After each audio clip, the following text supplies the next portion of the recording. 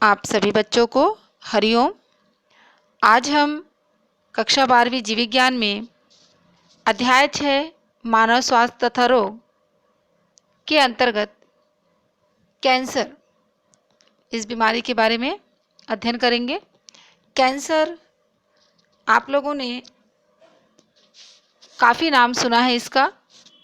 यह एक बहुत ही भयंकर रोग है और विश्व भर में मौत का एक प्रमुख कारण है। भारतवर्ष में प्रतिवर्ष 10 लाख से भी ज़्यादा लोग कैंसर से पीड़ित हैं और इससे बड़ी संख्या में मर जाते हैं। कैंसर होने की क्रियाविधि अथवा कोशिकाओं का कैंसर जनित रूपांतरण, इसका उपचार और नियंत्रण जैविकी और आयुर्विज्ञान में गहन अनुसंधान का विषय रहा है।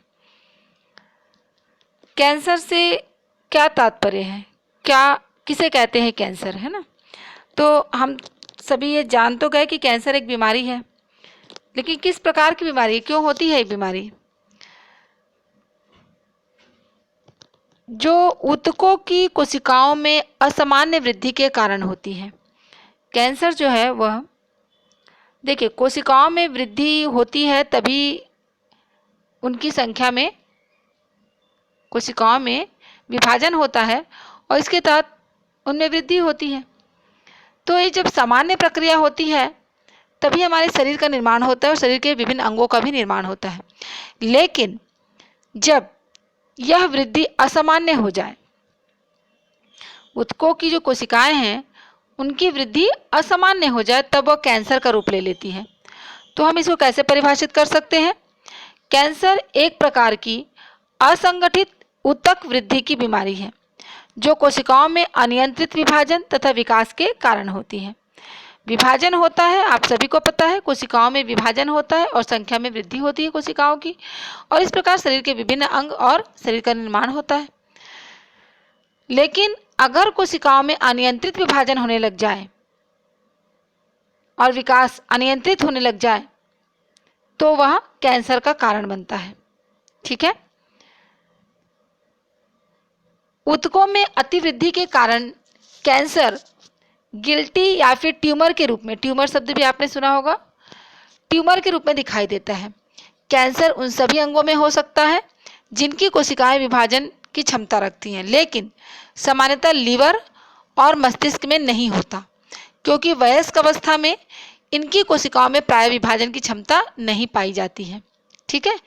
कहने का तात्पर्य यह है कि जिन कोशिकाओं में विभाजन होता है या जिन कोशिकाओं में विभाजन की क्षमता होती है, उन सभी अंगों में कैंसर हो सकता है। क्यों? क्योंकि उनमें असामान्य वृद्धि या असामान्य विभाजन की प्रक्रिया हो सकती है। लेकिन सामान्यतः जो लीवर है हमारा और हमारा जो मस्तिष्क है, जब वयस्क अवस्था में होता है व्यक्ति, तो लीवर और मस्तिष्क की जो कोशिकाएं हैं उनमें विभाजन की क्षमता नहीं पाई जाती, अर्थात वो पूरी तरह से मैच्योर हो चुके होते हैं। ठीक है। तो इस प्रकार सामान्य तौर पर कभी कभी, लेकिन आपको लीवर कैंसर भी और कभी कभी ब्रेन में भी ट्यूमर की बातें सुनाई देती हैं, तो यह बहुत रेयर केसेस होते हैं। ठीक है। हमारे शरीर में कोशिका वृद्धि और विभेदन अत्यधिक नियंत्रित और नियमित प्रक्रिया है। कैंसर कोशिकाओं में ये नियामक क्रियाविधियां टूट जाती हैं। प्रसामान्य कोशिकाएं ऐसा गुण दर्शाती है जिसे संस्पर्श संदमन यानी कॉन्टैक्ट इनहिबिशन कहते हैं। प्रसामान्य कोशिकाएं ऐसा गुण दर्शाती हैं जिसे संस्पर्श संदमन कॉन्टैक्ट इनहिबिशन कहते हैं, और इसी गुण के कारण दूसरी कोशिकाओं से उनकी संस्पर्श अनियंत्रित वृद्धि को संदमित करता है। ऐसा लगता है कि कैंसर कोशिकाओं में यह गुण खत्म हो गया है। इसके फलस्वरूप कैंसर कोशिकाएं विभाजित होना जारी रख कोशिकाओं का भंडार खड़ा कर देती हैं। ठीक है, जिसे ट्यूमर कहते हैं, और हिंदी में आप एकदम हिंदी में चले जाए तो इसी को अर्बुद कहते हैं। तो ट्यूमर जो होते हैं वो 2 प्रकार के होते हैं। ठीक है, 2 प्रकार के ट्यूमर होते हैं। एक है आपका सुदम बिनाइन, इसी को सांघातिक ट्यूमर भी कहते हैं, और एक है आपका दुर्दम मैलिग्नेंट। इसी को मेटास्टैटिक भी कहते हैं। दो हो गया, एक आपका मैंने बताया सुदम और एक दुर्दम। सुदम को बिनाइन ट्यूमर या सांघातिक ट्यूमर भी कहते हैं और दुर्दम को मैलिग्नेट ट्यूमर भी कहते हैं और मेटास्टैटिक ट्यूमर भी कहते हैं। तो ये दो प्रकार के ट्यूमर हैं। जो फर्स्ट वाला ट्यूमर है सुदम ट्यूमर, सामान्यतः अपने मूल स्थान तक सीमित रहते हैं और शरीर के दूसरे भागों में नहीं फैलते तथा इनसे मामूली क्षति होती है। अर्थात कहने का तात्पर्य यह है कि यह कैंसर शुरू में धीमी परंतु बाद में तीव्र गति से विकसित होता है, लेकिन यह शरीर के निश्चित भाग तक ही सीमित रहता है, एक लिमिटेड एरिया तक ही सीमित रहेगा। तो इसको हमने जैसे बताया सांघातिक ट्यूमर या बिनाइन ट्यूमर भी कहते हैं और ये कम खतरनाक होता है। ठीक है, इससे मामूली क्षति होती है। दूसरा जो ट्यूमर है आपका दुर्दम ट्यूमर, यह एक निश्चित जगह पर तो पाया जाता है लेकिन अपनी मैच्योर फेज में, परिपक्व अवस्था में शरीर के अन्य भागों में भी फैलने लग जाता है। जब अपने परिपक्व अवस्था में आता है यह ट्यूमर तो ये शरीर के अन्य भागों में भी फैलने लग जाता है और वास्तव में देखा जाए तो ऐसे कैंसर की गिल्टी अंतिम अवस्था में टूटकर रुधिर या लसिका द्वारा शरीर के विभिन्न अंगों तक जाती है और वहां की कोशिकाओं को अतिवृद्धि के लिए प्रेरित करती है। इस प्रकार के कैंसर को मेटास्टैटिक कहते हैं और ये बहुत ही खतरनाक होता है और ये मृत्यु का कारण भी बनता है। ठीक है, दुर्दम जो बताया सेकंड वाला बहुत तेजी से बढ़ता है ये और आसपास के सामान्य ऊतकों पर हमला करके उन्हें क्षति पहुंचाता है। ठीक, तो ये जो आपका दुर्दम ट्यूमर है सक्रियता से विभाजित और वर्धित होती है अर्थात विकसित होती है, जिससे वे अत्यावश्यक पोषकों के लिए सामान्य कोशिकाओं से स्पर्धा करने लग जाती हैं क्योंकि वो अत्यधिक संख्या में भी बढ़ रही हैं और विकसित होते जा रही हैं काफ़ी ज़्यादा, जिसके कारण से जरूरी जो पोषक तत्व हैं उसके लिए वो सामान्य कोशिकाओं से कंपटीशन करने लग जाती हैं और उन्हें भूखा मारती हैं। ठीक है, तो ऐसे ट्यूमर से उतरी हुई कोशिकाएं रक्त द्वारा दूर दराज स्थलों पर पहुंच जाती हैं और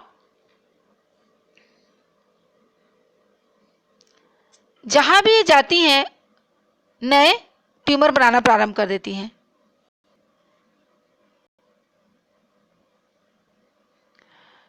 ठीक है, तो क्या बताया आपको कि जहां पर भी जाती हैं ये नया ट्यूमर बनाना प्रारंभ कर देती हैं। अब देखते हैं कैंसर के कारण क्या है। तो कैंसर के क्या कारण है? प्रसामान्य कोशिकाओं का कैंसरी नवद्रव्य कोशिकाओं में रूपांतरण को प्रेरित करने वाले कारक भौतिक, रासायनिक अथवा जैविक हो सकते हैं। ये कारक कैंसरजन कहलाते हैं। एक्स किरण और गामा किरणों जैसे आयनकारी विकिरण और पराबैंगनी जैसे आयनकारी विकिरण डीएनए को क्षति पहुंचाते हैं, जिससे नवद्रव्य रूपांतरण होता है। तंबाकू के धुएं में मौजूद रासायनिक कैंसरजन फेफड़े के कैंसर के मुख्य कारण है। कैंसर उत्पन्न करने वाले विषाणु अर्बुदी विषाणु यानी ऑन्कोजेनिक वायरस कहलाते हैं। इनमें जो जीन होते हैं उन्हें विषाणुवीय अर्बुद जीन वायरल ऑन्कोजिन कहते हैं। ठीक है, इसके अलावा प्रसामान्य कोशिकाओं में कई जीनों का पता चला है जिन्हें कुछ विशेष परिस्थितियों में सक्रिय किए जाने पर वे कोशिकाओं का कैंसरजन्य रूपांतरण कर देते हैं। ये जीन कोशिकी अर्बुद जीन यानी सेलुलर ऑन्कोजिन सी ऑन्क या आदि अर्बुद जीन या प्रोटो ऑकोजिन कहलाते हैं। तो ये कैंसर के कारण थे कि किस कारण से कैंसर होता है। मैं आप लोगों को थोड़ा और विस्तार में इन कैंसर के कारणों को बता रही हूँ। देखिए, पहला अगर आप इसको पॉइंट वाइज समझे तो जीन में उत्परिवर्तन होना। जीन में उत्परिवर्तन होना का तात्पर्य है जीन्स में अचानक परिवर्तन का हो जाना। जीन्स जो होते हैं वो व्यवस्थित रूप में लगे हुए रहते हैं, लेकिन यदि उनमें कोई अचानक परिवर्तन होता है तो वो एक कैंसर का कारण बन जाता है। इसी प्रकार विषाणुओं का संक्रमण, संक्रमण के कारण डिफेक्टिव श्वसन और उपापचय की जो क्रिया है वो। इसके अलावा हार्मोनल असंतुलन जो होता है यह भी कैंसर का कारण बनता है। कंटिन्यूअस इरिटेशन जो होता है, जैसे तंबाकू, सुपारी, गुटखा, पान इत्यादि लगातार खाने आदि के कारण भी कैंसर होता है। इसी प्रकार आपको एक्सरेज के बारे में बताया, एक्सरेज का बार बार उपयोग है ना, यह पराबैंगनी विकिरण है इनके द्वारा। और बायोलॉजिकल कुछ एजेंट्स हैं जैसे कैंसर उत्पादक विषाणु, जैसे रेट्रोवायरस है ना, कैंसर उत्पादक विषाणुओं का ऑन्कोवायरस भी कहते हैं इनको, कैंसर उत्पादक विषाणुओं का ऑन्कोवायरस भी कहते हैं। इन विषाणुओं में ऑन्कोजीन पाए जाते हैं। कैंसर व जीन क्या है? कैंसर व जीन, हम अभी यहाँ पर कैंसर अभिज्ञान और निदान, उसके पहले मैं आपको ये जो जीन्स के बारे में अभी इसमें इस पैराग्राफ में मैंने आपको बताया है ना, इस पैराग्राफ में आपको कुछ जीन्स के बारे में बताया है। ठीक है, तो अभी हम उसको पहले डिटेल में देख लेते हैं। और तो सामान्य कोशिकाओं में ऐसे जीनों का पता चला है जो कभी कभी विशेष परिस्थितियों में सक्रिय होकर कोशिकाओं का कैंसर जनी रूप धारण कर लेते हैं, जो मैंने अभी आपको बताया था। इन्हें क्या बोलते हैं? मैंने कहा था कोशिकीय ऑन्कोजीन। ठीक है, क्या कहते हैं? कोशिकीय ऑन्कोजीन। ये देखिए है ना, इसमें क्या बताया आपको कि सामान्य कोशिकाओं में कुछ इस प्रकार के जीन्स का पता चला है जो कभी कभी विशेष परिस्थितियों में एक्टिव हो जाते हैं और कोशिकाओं का कैंसर जनी रूप धारण कर लेते हैं। जब ये जीन अपरिवर्तित या अक्रिय स्थिति में नियंत्रित रहते हैं, अपरिवर्तित या अक्रिय स्थिति में, तब इसको क्या बोलते हैं? Proto oncogene. कोशिकाएं सामान्य हैं, जीन्स उसमें पाए जाते हैं, लेकिन कुछ ऐसी परिस्थिति आ जाती हैं कि एक्टिव हो जाती हैं और कोशिकाओं का कैंसर रूप ले लेती हैं, तब उसको कोशिकीय ऑन्कोजीन बोल रहे हैं। लेकिन ये जीन जब अपरिवर्तित रूप में है या फिर अक्रिय स्थिति में है, ऐसा नहीं है जीन्स है नहीं, जीन्स तो है, जब ये इनएक्टिव कंडीशन में होते हैं, अक्रिय स्थिति में नियंत्रित रूप से रहते हैं, तब उनको क्या बोलते हैं? प्रोटो ऑन्कोजीन कहते हैं। ठीक, अब देखते हैं कैंसर अभिज्ञान और निदान। कैसे निदान होगा, उपचार कैसे होगा, उपाय क्या है ना। तो कैंसर का शुरू में ही पता लगाना बहुत ही आवश्यक है, क्योंकि ऐसा होने पर कई मामलों में इस रोग का सफलतापूर्वक उपचार किया जा सकता है। अगर शुरू में ही पता चल जाए कि कैंसर है तो इसका भली प्रकार इसका उपचार भी किया जा सकता है और रोगी को बचाया जा सकता है। यद्यपि बहुत से वैज्ञानिक कैंसर के अध्ययन में भी लगे हुए हैं, लेकिन वे अभी तक इसका सही और निश्चित समाधान नहीं खोज पाए हैं। लेकिन प्रारंभिक अवस्था में, जैसे मैंने आपको बताया कि प्रारंभिक अवस्था में यदि पता चल जाए तो शल्य क्रिया यानी सर्जरी या विकिरण उपचार, रेडियम और कैल्शियम व फास्फोरस के समस्थानिकों का प्रयोग करके विकिरण उपचार में रेडियम या फिर कैल्शियम और फास्फोरस के जो समस्थानिक होते हैं, आइसोटोप जो होते हैं, उनका प्रयोग किया जाता है और उससे भी उपचार किया जाता है। इसके अलावा रासायनिक उपचार से इसका इलाज किया जा सकता है। कैंसर की विकसित अवस्था में पता लगने पर ये सभी तरीके कारगर नहीं रहते हैं। मैंने प्राथमिक स्तर पर बताया कि यदि प्रारंभिक अवस्था में पता चल जाए तो सर्जरी के द्वारा या विकिरण उपचार के द्वारा या फिर रासायनिक उपचार के द्वारा इलाज किया जा सकता है। लेकिन यदि कैंसर विकसित अवस्था में पहुंच चुका है और तब पता चल रहा है, तब ये तरीके कारगर नहीं रहते हैं। ठीक है, वैज्ञानिकों ने एक बहुत ही सामान्य पौधा कैथेरेंथस रोजियस, जिसको सदाबहार भी कहते हैं, से ल्यूकेमिया या रुधिर के कैंसर के इलाज के लिए विनक्रिस्टिन और विनब्लास्टिन नामक 2 दवाओं का आविष्कार किया है।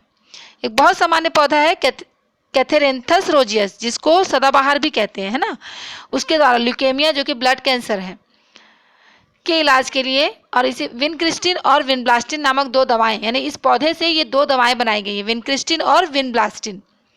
परंतु अभी तक कैंसर के 100% इलाज का पता नहीं चल सका है। ये जो उपचार है केवल कैंसर के प्रभाव को क्या करते हैं? कम करते हैं, और जब यह प्राथमिक अवस्था में होता है तभी उसको ठीक कर सकते हैं। तो यहाँ पर आपको बताया मैंने, है ना, बायोप्सी वही आपका सर्जिकल सर्जरी वगैरह है। इसके अलावा अस्थि मज्जा परीक्षण पर आधारित है ये जो उपचार हैं।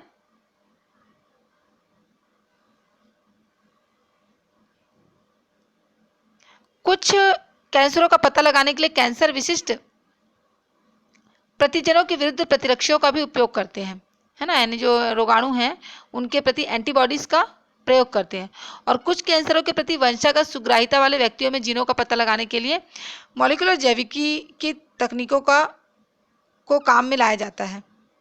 ऐसे जीन्स की पहचान जो किसी व्यक्ति को विशेष कैंसर के प्रति प्रेडिस्पोज करते हैं, कैंसर की रोकथाम के लिए बहुत उपयोगी हो सकते हैं। ऐसे व्यक्तियों को कुछ ऐसे विशेष कैंसर जनों से जिनके प्रति वे सुग्राही हैं, जैसे फुफ्फुस कैंसर है, लंग्स का कैंसर, फेफड़े का या तंबाकू का धुआं, इससे बचने की सलाह दी जाती है।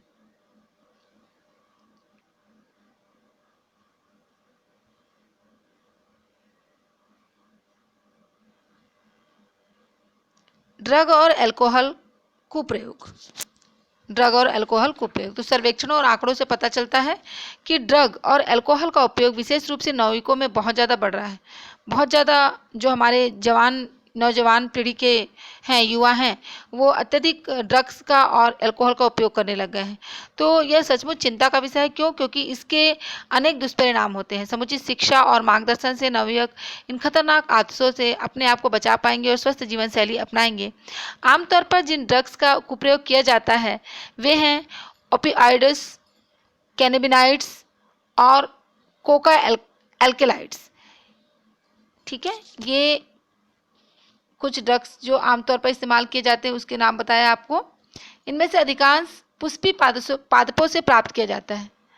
कुछ ऐसे भी हैं जो कवकों से यानी फंजाई से भी निकाले जाते हैं। ओपियोइड्स, ये देखिए, ये जो है आपका ओपियोइड्स ऐसे ड्रग है जो हमारे केंद्रीय तंत्रिका तंत्र यानी हमारा सेंट्रल नर्वस सिस्टम और हमारा जो जठरांत्र पथ है, यानी हमारा जो अमाशय का जो पथ है, उसमें मौजूद विशिष्ट ओपियोइड्स ग्राहियों से बंध जाते हैं। आमतौर पर स्मैक के नाम से मशहूर हीरोइन, ये देखिए, स्मैक के नाम से मशहूर हीरोइन जो ड्रग्स है ना, वो है रासायनिक रूप से डाई एसिटिल मॉर्फिन है। डाई एसिटिल मॉर्फिन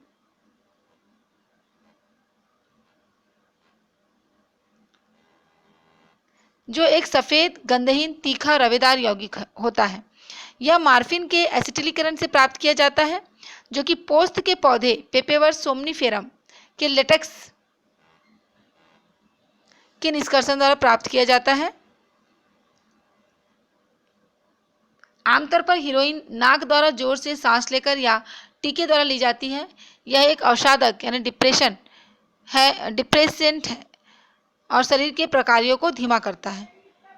यहाँ पर देखिए आपको मॉर्फिन का रासायनिक संरचना दिया हुआ है, ये देखिए, और ये अफीम पोस्त सोमनीफेरम, अफीम का पौधा, बहुत बड़ी मात्रा में इसकी खेती की जाती है ना। तो ये कुछ ड्रग्स के जिसे बहुतायत में ड्रग्स बनाई जाती हैं उन पौधों के बारे में। यहाँ पर एक दिया आपका कैनाबिनाइड अणु, कैनिबस सटाइवा यानी भांग की पत्तियाँ। यहाँ पर आपको धतूरा की पुष्पी शाखा भी दिख रही है। कैनाबिनाइड्स रसायनों का समूह है जो मुख्य रूप से मस्तिष्क में मौजूद कैनोबिनाइड ग्राहियों से पारंपरिक क्रिया करते हैं। प्राकृतिक कैनाबिनाइड कैनबिस सटाइवा पौधे के पुष्पक्रम से प्राप्त किया जाता है। भांग के फूलों के शीर्ष, पत्तियां और राल के विभिन्न संयोजन मैरिजुआना, हशीश, चरस और गांजा बनाने के काम आते हैं। आमतौर पर अंतःश्वसन और मुंह द्वारा खाए जाने वाले मादक द्रव्य ड्रग शरीर के हृदय वाहिका तंत्र यानी कार्डियोवैस्कुलर सिस्टम को प्रभावित करते हैं। इसी प्रकार कोका जो है या कोकीन, कोका पादप एथ्रोजाइलम कोका से प्राप्त किया जाता है, जो कि मूल रूप से दक्षिण अमेरिका का पौधा है। यह तंत्रिका प्रेषक डोपामिन के परिवहन में बाधा डालता है। कोकन जिसे आमतौर से कोक या फिर क्रैक कहा जाता है, प्राय जोर से सांस द्वारा अंदर खींची जाती है और इसका केंद्रीय तंत्रिका तंत्र पर जोरदार उद्दीपक असर पड़ता है, जिससे सूखाभास और ऊर्जा में वृद्धि की अनुभूति होती है। यहाँ जितने भी ड्रग्स के नाम बताए जा रहे हैं, है ना, ये सभी शरीर के लिए अत्यधिक हानिकारक होते हैं और हमारे हृदय एवं हमारे केंद्रीय तंत्रिका तंत्र को प्रभावित करते हैं।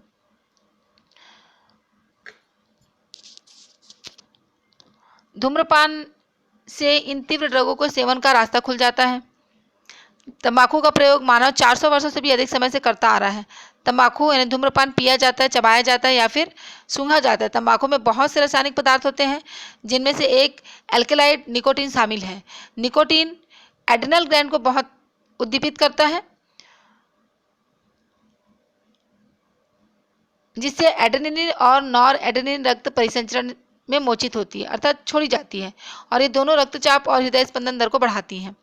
धूम्रपान फुफ्फुस, मूत्राशय और गले के कैंसर, श्वसनीय शोथ, वातस्फीति, हृदय रोग, जठर से संबंध है। तंबाकू चबाना मुख कोटर के कैंसर के खतरे को बढ़ा देता है। इसी प्रकार जब व्यक्ति सिगरेट के पैकेट को खरीदता है तो यह नहीं हो सकता कि उसकी निगाह पैकेट पर छपी उस वैधानिक कानूनी चेतावनी पर ना पड़े। हर सिगरेट के पैकेट पर या हर नशीली या मादक द्रव्य पर एक कानूनी चेतावनी जरूर लिखी होती है ना, जो लिखा हुआ रहता है कि यह किसी भी प्रकार के से, है ना, स्वास्थ्य के लिए बताया जाता है। उसमें उस कानूनी चेतावनी में लिखा भी रहता है, हम पढ़ते भी हैं। धूम्रपान से आगाह करता है वो कानूनी चेतावनी, और बताती है कि किस प्रकार स्वास्थ्य के लिए हानिकारक है। आजकल फिर भी युवाओं और वृद्धों दोनों में धूम्रपान का खूब चलन है। धूम्रपान और तंबाकू चबाने के खतरे और इसकी लत पड़ जाने वाली प्रवृत्ति को देखते हुए युवा और वृद्ध दोनों को इसकी आदत से बचना चाहिए। किसी भी लत से छुटकारा पाने के लिए परामर्श तथा चिकित्सा सहायता की आवश्यकता होती है।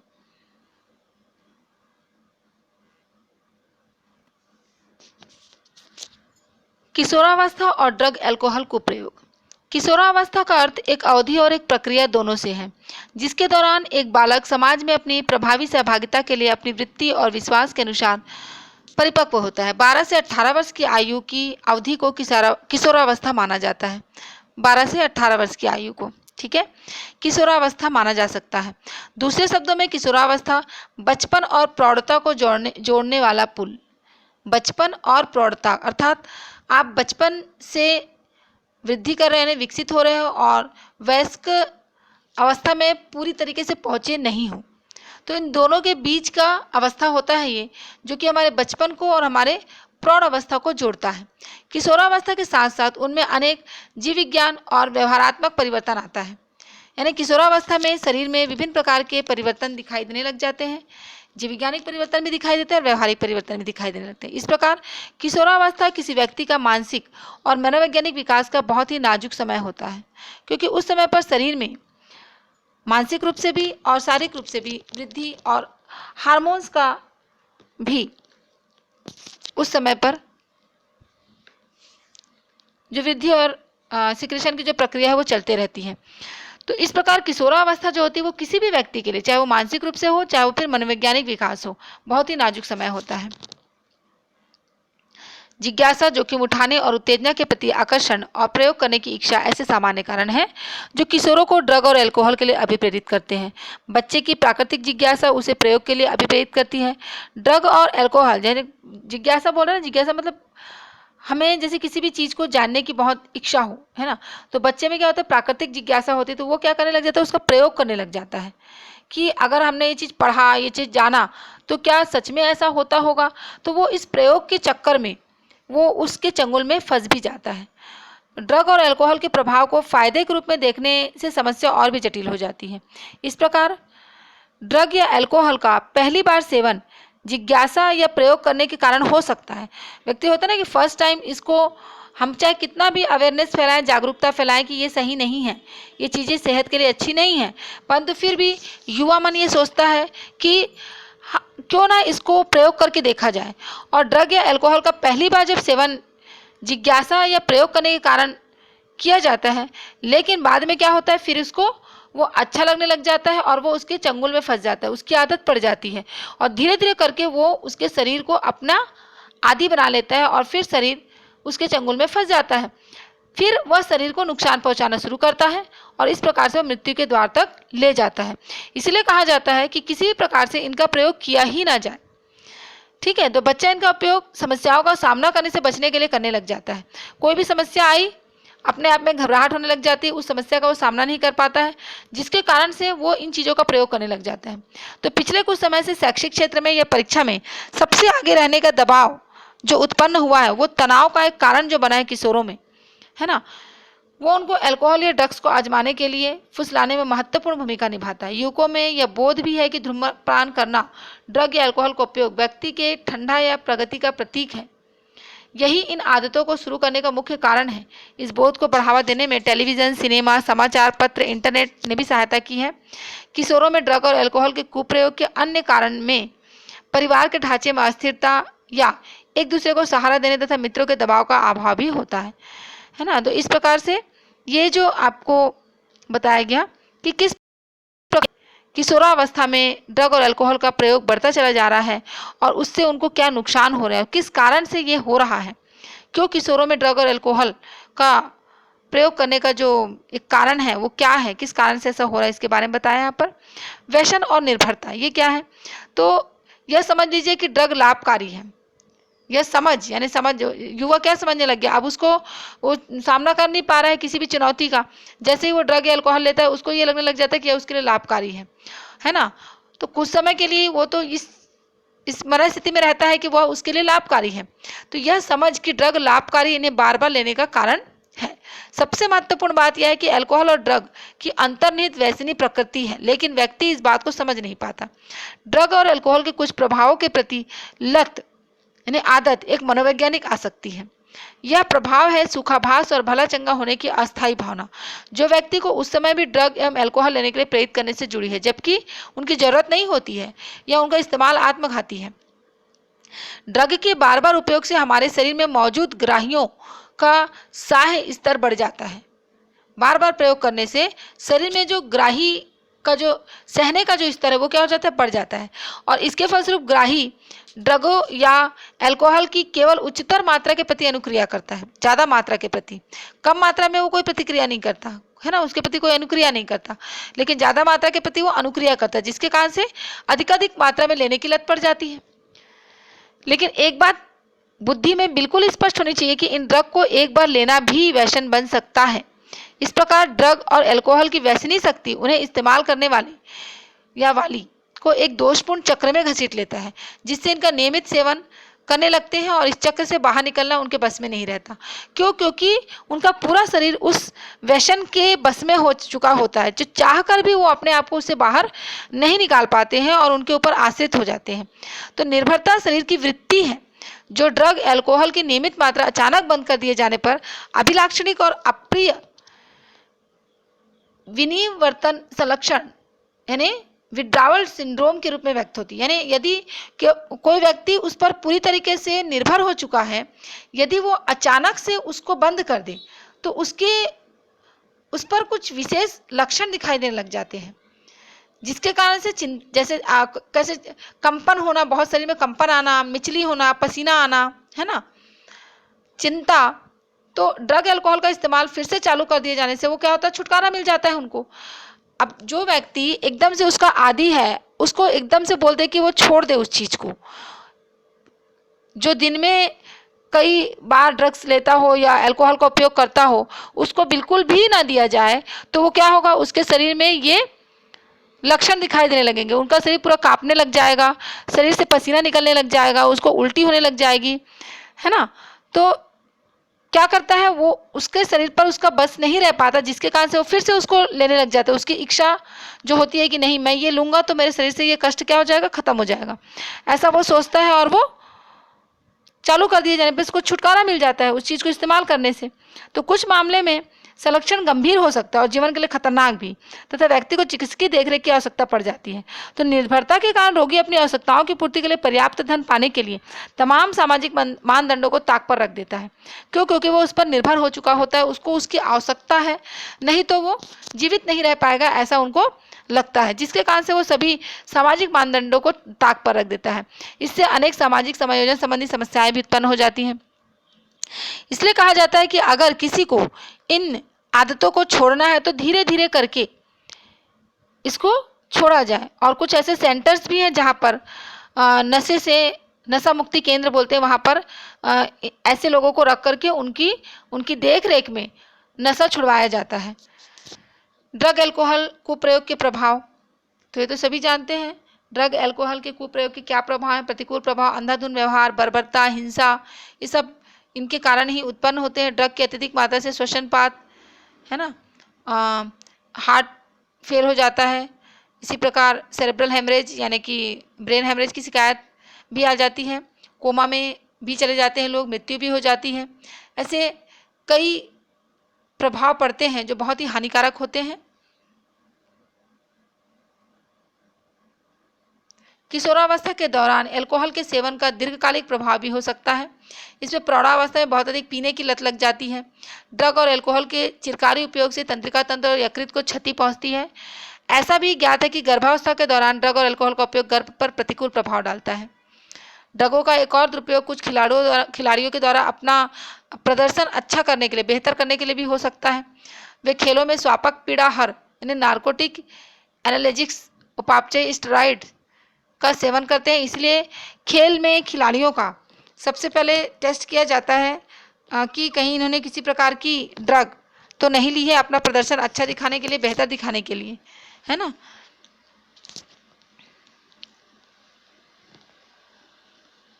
महिलाओं में उपापचयी स्टेरॉइड के सेवन के कारण से भी उनमें भी बड़ी आक्रामकता, भावदशा में उतार चढ़ाव, अवसाद या डिप्रेशन, है ना, और असामान्य मासिक चक्र, मुंह और शरीर पर बालों की अत्यधिक वृद्धि, यानी कई सारे ऐसे लक्षण उनमें भी दिखाई देने लग जाते हैं।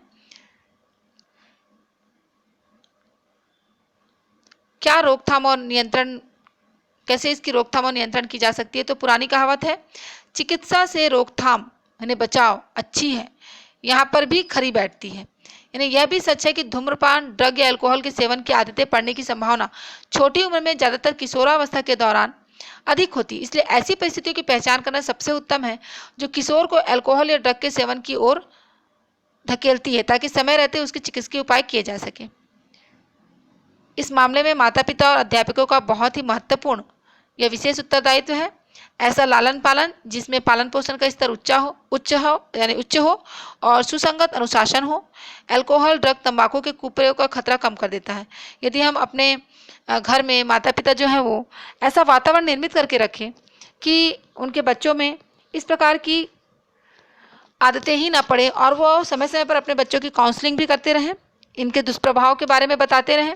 यदि घर में कोई इस प्रकार के चीज़ों का सेवन करता हो माता या पिता के द्वारा, तो वो अपने द्वारा भी एक उदाहरण प्रस्तुत करते हुए अपने बच्चों को समझा सकते हैं कि ये चीज़ सही नहीं है, हम इसके चंगुल में फंस गए, लेकिन हम आपको इसमें नहीं फंसने देना चाहते, जिसके कारण से हम उसकी काउंसलिंग करें, अध्यापक भी अपना उत्तरदायित्व निभाएं। इस प्रकार काफ़ी हद तक हम किशोरों में ड्रग और अल्कोहल की जो बढ़ती हुई है ना, प्रयोग करने की जो बढ़ रहा है, जो प्रयोग कर रहे हैं वो लोग, उसको हम रोक सकते हैं। कुछ उपाय यहाँ पर अल्कोहल, ड्रग के कुप्रभाव को रोकथाम के यहाँ पर दिए जा रहे हैं। जैसे एक है, आवश्यक समकक्षी दबाव से बचें, शिक्षा और परामर्श, माता पिता और समकक्षियों से सहायता लेना, संकट के संकेतों को देखना, व्यावसायिक और चिकित्सा सहायता लेना। ये कुछ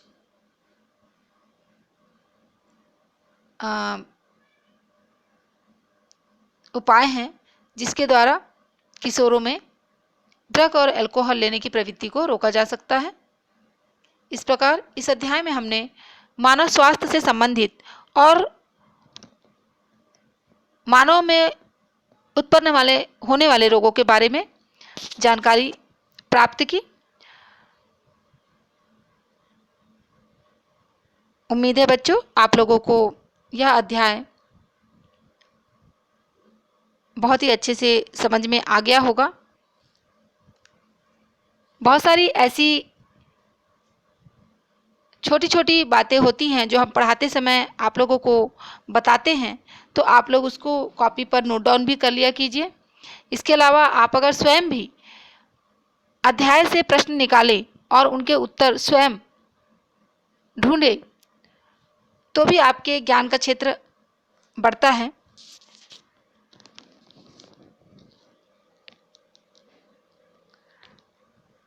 तो इस प्रकार यहाँ पर ये अध्याय आपका समाप्त होता है।